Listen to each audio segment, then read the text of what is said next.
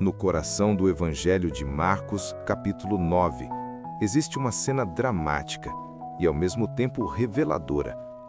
Uma cena que nos mostra de onde vem a verdadeira autoridade de Jesus sobre os demônios. A narrativa começa com confusão, com gritos, com o desespero de um pai e com a impotência dos discípulos diante de uma situação que parecia impossível de ser resolvida. É nesse contexto que Jesus aparece como a única resposta, aquele cuja presença muda o ambiente, cala o caos e expõe o poder das trevas diante da sua luz. Mas será que você já parou para pensar qual é o segredo dessa autoridade? Será que é apenas porque ele é o Filho de Deus? Ou há algo mais profundo, algo que também fala diretamente com a nossa vida hoje? Imagine a cena. Jesus acabara de descer do Monte da Transfiguração, onde havia se revelado em glória diante de Pedro, Tiago e João. Ele desce daquele momento de revelação celestial e encontra seus outros discípulos em meio a uma multidão confusa. Os mestres da lei discutiam com eles, o povo se aglomerava, e no centro daquela cena havia um menino possesso por um espírito maligno. Esse menino era lançado ao chão, espumava, rangia os dentes, e o pai, desesperado, havia pedido ajuda aos discípulos. Mas, para a frustração de todos, eles não conseguiram expulsar o demônio. Esse fracasso gerou mais dúvidas, mais discussões, mais acusações. Era como se as trevas tivessem triunfado naquele momento. Mas então, Jesus chega. E quando Jesus chega, tudo muda. O pai corre até ele e explica a situação com lágrimas, com dor, com o coração esmagado pelo sofrimento do filho. E Jesus responde com palavras que atravessam os séculos. Ó geração incrédula, até quando estarei convosco? Até quando vos sofrerei? Trazei-me o menino. E é nesse instante que o conflito espiritual se intensifica. O espírito maligno, ao ver Jesus, sacode o menino com violência, lança-o por terra e o atormenta diante de todos. Mas mesmo em meio àquela manifestação, Jesus não perde a calma, não se desespera, não teme. Ele olha para o pai e pergunta: há quanto tempo lhe sucede isso? E o pai responde: desde a infância. Muitas vezes o tem lançado no fogo e na água para o matar. Mas se tu podes fazer alguma coisa, tem compaixão de nós e ajuda-nos. Essas palavras revelam não apenas o sofrimento do menino, mas também a fé fragilizada daquele pai. Ele não tinha plena certeza se Jesus podia ou não resolver a situação. O "se tu podes" mostra um coração dividido entre a esperança e a dúvida, entre a fé e a incredulidade. E é justamente nesse ponto que Jesus toca com autoridade. Se tu podes crer, tudo é possível ao que crê. O pai então grita em lágrimas: eu creio, ajuda a minha incredulidade. Esse grito é o clamor da humanidade inteira. Todos nós em algum momento acreditamos, mas também duvidamos. Confiamos em Deus, mas carregamos em nós a sombra da incredulidade. E nesse encontro de fé imperfeita com o poder de Cristo, o milagre acontece. Jesus repreende o espírito. Espírito mudo e surdo, eu te ordeno, sai dele e nunca mais entres nele. O demônio grita, sacode violentamente o menino e o deixa como se estivesse morto. Muitos pensaram que o garoto havia morrido, mas Jesus pega-o pela mão, levanta-o e ele fica de pé. Onde havia caos, agora existe paz. Onde havia morte, agora há vida. Onde as trevas tentaram permanecer, a luz brilhou mais forte. Essa cena não é apenas uma demonstração de poder, é uma revelação profunda. Porque mais tarde, quando já estavam a sós, os discípulos perguntaram a Jesus: por que não pudemos nós expulsá-lo? E Jesus revelou o segredo. Esta casta não pode sair senão por meio de oração e jejum. Aqui está a chave. O poder que Jesus demonstrou não era apenas uma autoridade automática, mas fruto de uma vida de total intimidade com o Pai. Ele vivia em constante oração, em plena comunhão com Deus, em completa dependência do Espírito Santo. A oração e o jejum não eram rituais vazios, mas expressão dessa entrega total à vontade do Pai. Por isso, diante das forças das trevas, ele se levantava não apenas como filho de Deus, mas como aquele que vivia alinhado à presença do Pai. E o que isso significa para nós hoje? Significa que, se queremos experimentar a autoridade espiritual, precisamos aprender o mesmo caminho.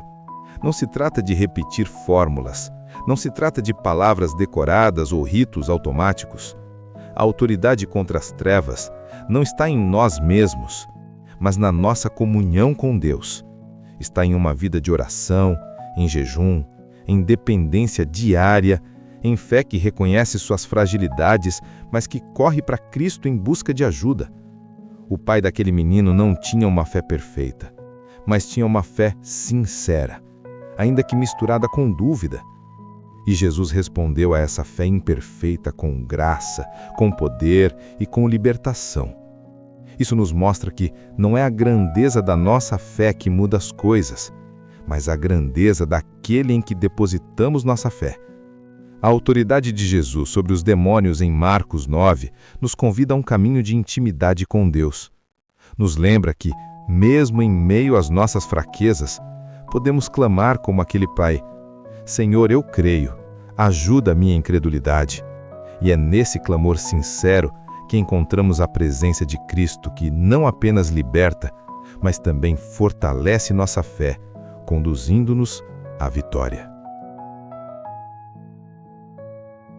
O capítulo 9 de Marcos se abre diante de nós como uma cortina que revela um dos momentos mais intensos do ministério de Jesus. O cenário é de expectativa e tensão, porque pouco antes havia acontecido a transfiguração, aquele instante glorioso em que Pedro, Tiago e João viram Jesus resplandecente em glória, conversando com Moisés e Elias. Enquanto isso, no pé do monte, os outros discípulos enfrentavam uma situação que parecia fugir do controle. Quando Jesus desce, encontram uma multidão reunida, confusão, discussões acaloradas entre os escribas e os discípulos, um ambiente carregado de incredulidade, ansiedade e desespero.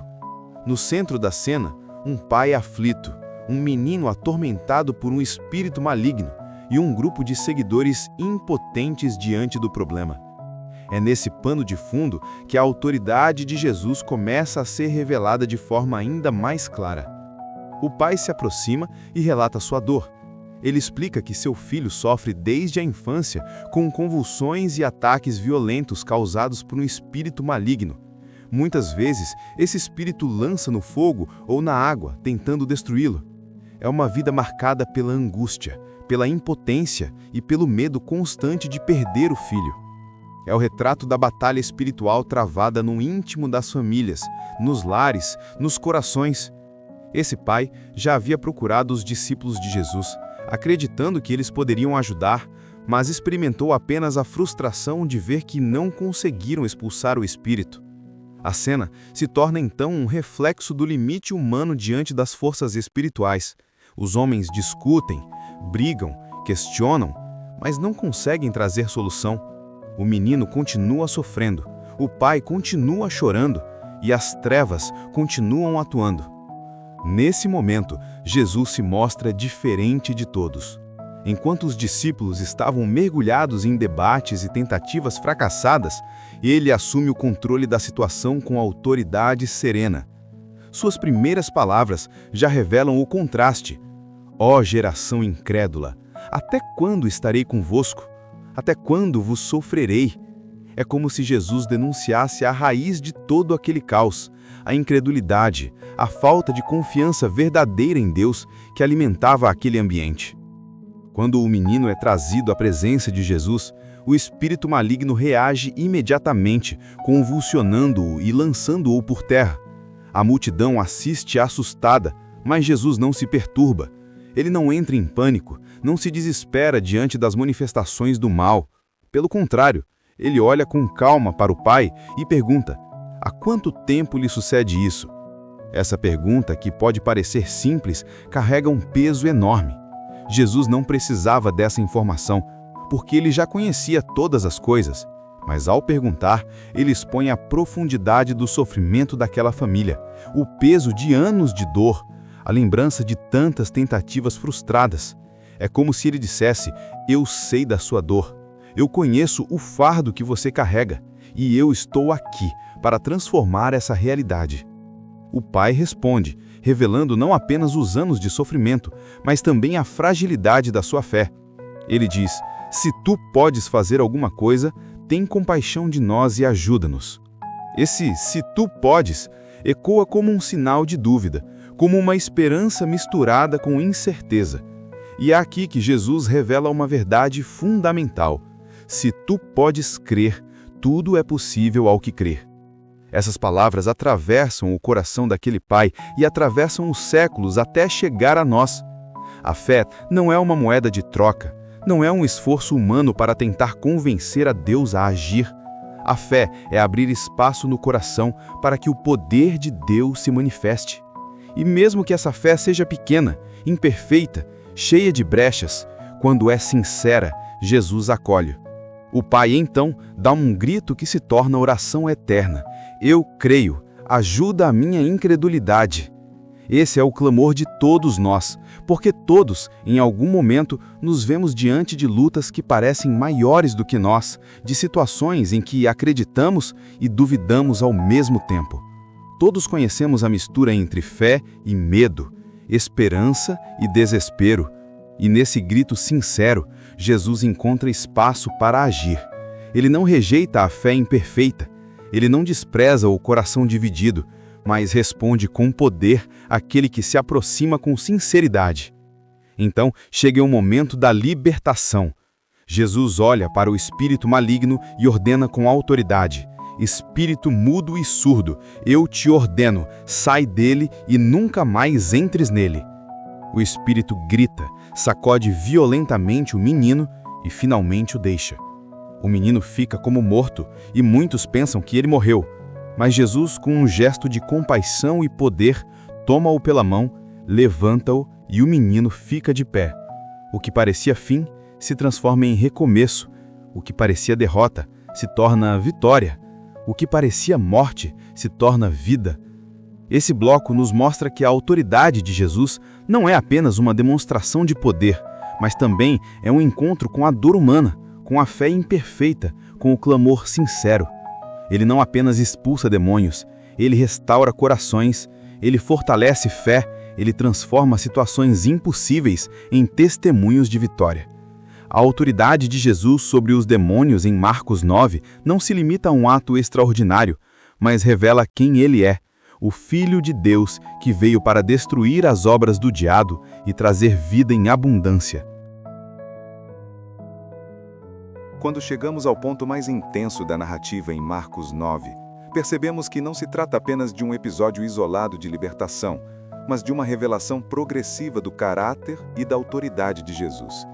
O momento em que ele confronta diretamente o espírito maligno é carregado de significado espiritual, porque ali não vemos apenas um menino em convulsões, vemos a luta entre luz e trevas, entre o poder de Deus e as forças do mal, diante dos olhos de todos.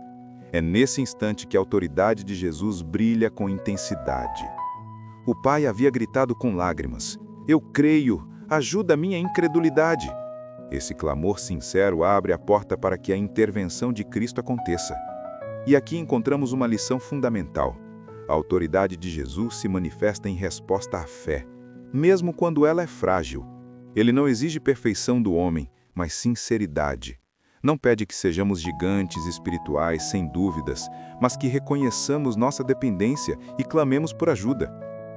O milagre acontece não porque o pai tinha uma fé imensa, mas porque a sua fé, mesmo pequena, estava depositada na pessoa certa. Então, diante da multidão atônita, Jesus olha para aquele menino tomado por um espírito mudo e surdo e libera uma ordem que ecoa como trovão no mundo espiritual. Espírito mudo e surdo, eu te ordeno, sai dele e nunca mais entres nele. Perceba que não há negociação, não há diálogo, não há discussão. Jesus não pede, Ele ordena. Sua palavra é um decreto, e os demônios não têm outra opção a não ser obedecer. Esse é o poder da autoridade espiritual genuína. Não se baseia em gritos, não se apoia em fórmulas repetidas, mas nasce de uma posição de quem está em perfeita comunhão com o Pai. A reação do espírito maligno é violenta. O menino é sacudido com intensidade, gritos de desespero ecoam e todos ao redor ficam impressionados. Aos olhos humanos, parecia que a situação havia piorado. E isso também nos ensina algo importante. Muitas vezes, quando o poder de Deus começa a agir em uma vida, as trevas se agitam com mais força, como se fosse o último esforço para resistir. Mas mesmo quando tudo parece estar saindo do controle, a palavra de Jesus permanece firme. Ele já decretou a vitória e nada pode desfazer aquilo que saiu da sua boca. Depois da convulsão, o menino cai como morto. A multidão olha e murmura: morreu. O desespero toma conta por um instante. Mas é nesse ponto que o gesto de Jesus revela não apenas autoridade, mas também ternura e compaixão. Ele se aproxima, pega o menino pela mão, levanta-o e ele se põe de pé. A cena que parecia terminar em tragédia se transforma em testemunho. O que parecia morte se revela vida. Essa é a marca do agir de Cristo. Ele não apenas expulsa o mal, mas restaura a dignidade, devolve a vida, levanta o caído e enche de esperança aqueles que já não viam saída. O impacto para a multidão foi imenso. Todos viram que a autoridade de Jesus era diferente da dos mestres da lei, diferente dos rituais humanos, diferente da impotência dos discípulos. Era uma autoridade que não podia ser questionada, porque se baseava na comunhão inquebrável com o Pai. Ele não falava em seu próprio nome, mas em nome de quem o enviou. E por isso, os espíritos malignos tinham que se submeter. Essa cena nos ensina que a autoridade espiritual não é um espetáculo, mas um reflexo da intimidade com Deus. Não é uma performance diante das pessoas, mas fruto de uma vida oculta em oração, dependência e obediência. Jesus não buscava aplausos da multidão, não usava seu poder para impressionar, mas para libertar, restaurar e revelar o coração do Pai. Sua autoridade estava sempre a serviço do amor. E quando olhamos para a nossa vida hoje, percebemos que também enfrentamos situações em que parecemos impotentes. Às vezes, são problemas espirituais. Outras vezes, são circunstâncias que nos esmagam, dúvidas que nos paralisam, medos que nos controlam. Em muitos momentos, nos sentimos como aquele pai, divididos entre crer e duvidar, entre esperar e temer. Mas a boa notícia é que a mesma autoridade de Jesus, que expulsou aquele espírito, continua atuando hoje. Ele continua respondendo ao clamor sincero, continua se movendo em favor dos que pedem ajuda, continua transformando aquilo que parecia morte em vida abundante. O menino liberto não é apenas um registro histórico, mas um sinal profético para todos nós. Em Cristo, as trevas não têm a última palavra, o mal não prevalece e a morte não vence. O segredo da vitória está em trazer a situação até Jesus, mesmo com fé vacilante, mesmo com lágrimas, mesmo com incertezas. Porque quando colocamos diante dele, ele manifesta sua autoridade e sua compaixão. Esse momento em Marcos 9 nos mostra que não existe espírito maligno, não existe cadeia espiritual, não existe prisão emocional que possa resistir à ordem de Jesus. Sua palavra continua sendo a espada que corta as trevas, a luz que dissipa a escuridão, a voz que dá vida onde só havia morte. O segredo da sua autoridade é que ele não apenas falava de Deus, mas falava em unidade com Deus. E é por isso que todo joelho se dobra e toda língua confessa: Ele é o Senhor. Depois do milagre, quando a multidão já havia se dispersado, o menino estava novamente em paz, e o pai, aliviado. Os discípulos se aproximaram de Jesus em particular. Eles estavam inquietos, cheios de dúvidas e até envergonhados, porque, diante de tantas testemunhas, haviam falhado. Eles haviam tentado expulsar o espírito, haviam feito o que sabiam, mas nada funcionou. E agora, diante do mestre, surge a pergunta que ecoa como um clamor de quem deseja compreender o que faltou. Por que não pudemos nós expulsá-lo? Essa pergunta não é apenas deles, é também a nossa. Quantas vezes nos encontramos em lutas espirituais, em dificuldades que parecem nos esmagar, e nos perguntamos: por que não consigo vencer? Por que minhas orações parecem não ter efeito? Por que o mal continua agindo apesar dos meus esforços? A resposta de Jesus vem simples, direta e profunda. Esta casta não pode sair senão por meio de oração e jejum. Aqui está revelado o segredo da autoridade espiritual. Jesus não atribui o fracasso dos discípulos a uma técnica errada, nem a uma falta de coragem, mas a uma vida que ainda não estava suficientemente mergulhado na presença de Deus. O que Jesus ensina é que certas batalhas espirituais não podem ser enfrentadas com superficialidade. Não podem ser vencidas apenas com palavras ou tentativas humanas. Elas exigem profundidade. Exigem raízes firmadas em uma vida de oração constante e de jejum sincero. Oração e jejum não são rituais mágicos, não são chaves automáticas para abrir portas espirituais. Eles são expressões de dependência total de Deus. Orar é reconhecer que não podemos por nós mesmos. É abrir o coração e dizer: Senhor, eu preciso da tua intervenção. Jejuar é negar-se a si mesmo, é declarar que a nossa fome de Deus é maior do que qualquer desejo terreno. É alinhar nossa vida com o céu e colocar nossa carne em sujeição ao Espírito. Quando vivemos nesse lugar de intimidade, de renúncia, de busca sincera, estamos fortalecidos para enfrentar forças espirituais que, de outra forma, nos esmagariam. Jesus não precisava de fórmulas, porque sua vida era oração constante. Ele vivia em comunhão ininterrupta com o Pai. Antes de grandes decisões, ele se retirava para orar. Antes de sinais e milagres, ele buscava a presença do Pai. O jejum e a oração não eram práticas ocasionais, mas um estilo de vida, uma postura permanente de entrega e confiança. E é dessa intimidade que brotava sua autoridade. Os discípulos ainda estavam aprendendo esse caminho e, por isso, fracassaram diante daquela situação. Mas a lição deixada era clara. Se quisessem andar no mesmo poder, precisariam aprender a depender de Deus da mesma forma. Essa palavra de Jesus ressoa para nós hoje como um convite e também como uma advertência.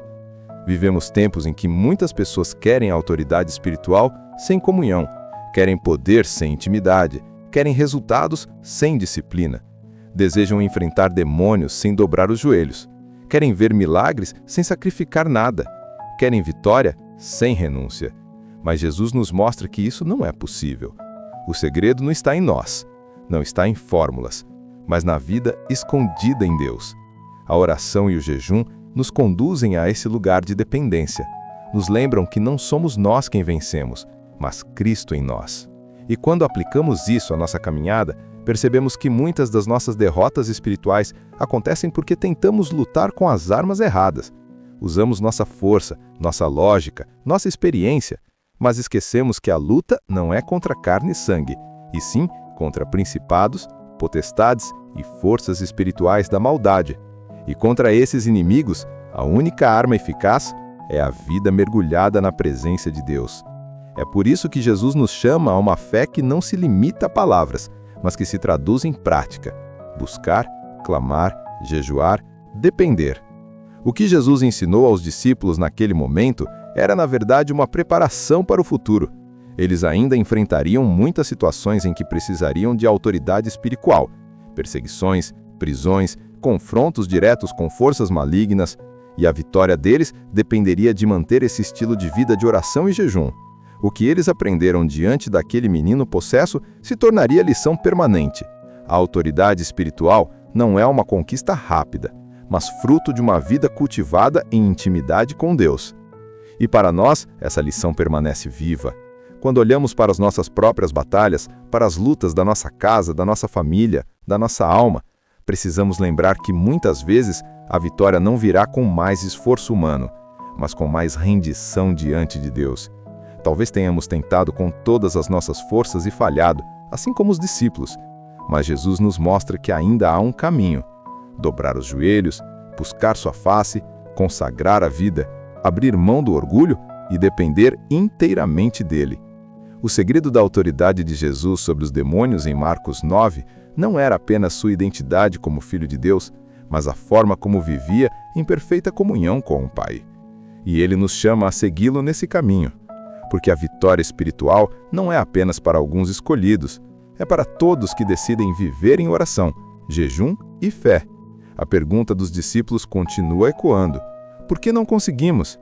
E a resposta de Jesus continua a mesma: porque esta casta só sai com oração e jejum. Quando chegamos ao desfecho dessa narrativa em Marcos 9, não podemos apenas enxergar um milagre isolado ou uma lição restrita aos discípulos de 2000 anos atrás. O que aconteceu naquela cena continua ecoando hoje e nos desafia a refletir sobre como vivemos a nossa fé, sobre como lidamos com as forças invisíveis que se levantam contra nós e sobre o que significa, na prática, ter autoridade espiritual. O episódio nos mostra que a vitória não vem da nossa habilidade, da nossa inteligência ou da nossa força, mas da nossa intimidade com Deus. E isso nos leva a uma pergunta crucial: como temos buscado viver a fé em nossos dias? O pai do menino clamou com lágrimas: "Eu creio, ajuda a minha incredulidade." Esse clamor resume a condição de muitos de nós. Somos crentes, mas carregamos dúvidas. Confiamos em Deus, mas em alguns momentos trememos diante das circunstâncias. Temos esperança, mas às vezes ela é abalada pelo medo e pela demora da resposta. E ainda assim, Jesus nos mostra que ele não rejeita essa fé imperfeita. Pelo contrário, ele responde a ela com graça e poder. Isso significa que não precisamos esperar ter uma fé impecável para ver Deus agir. Precisamos apenas ser sinceros diante dele, reconhecer nossas fragilidades e clamar por ajuda. O segredo da autoridade espiritual revelado por Jesus é simples e ao mesmo tempo profundo: oração, jejum e fé. Não uma fé teórica, mas uma fé que se traduz em dependência diária. A oração nos coloca em contato com o coração do Pai, o jejum nos ensina a negar a carne e a priorizar o espírito, e a fé nos abre os olhos para crer que tudo é possível para aquele que confia. Esses três elementos, vividos de forma sincera, nos capacitam a enfrentar situações que seriam impossíveis com nossas próprias forças. Hoje, muitas pessoas vivem batalhas invisíveis. Algumas enfrentam opressões espirituais, outras lutam contra prisões emocionais, outras ainda travam guerras interiores contra pecados que parecem incontroláveis. E em muitos casos, assim como os discípulos, já tentamos de tudo e falhamos.